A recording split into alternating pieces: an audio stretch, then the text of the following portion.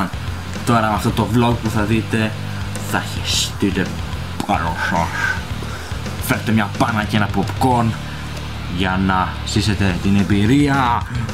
Πολύ κοντά ήρθα. Ναι. Θωμά, TJ, παίξε, σκάσε, μη γελάς. Παίξε το vlog. Είναι, παρεμπιπτόντως, είναι από τα γυρίσματα που κάναμε στο Scream επιστροφή.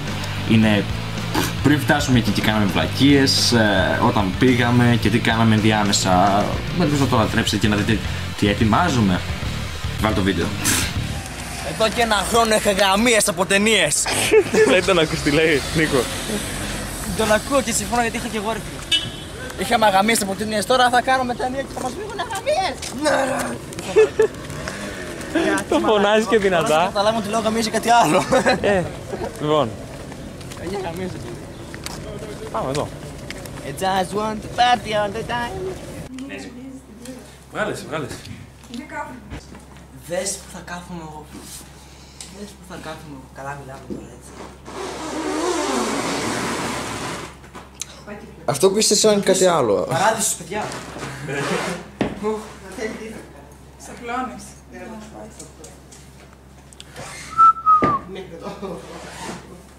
Εντάξει. Νιώθας τι είναι αυτά. Άραξε να δεις τι παίζει. Άψε. Να σε δεις. Ακριβώς θα πάρω σένα για το... Να περάσει.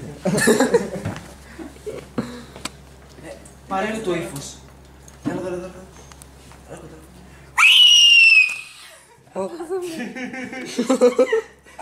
Έλα κοντά είπα ρε.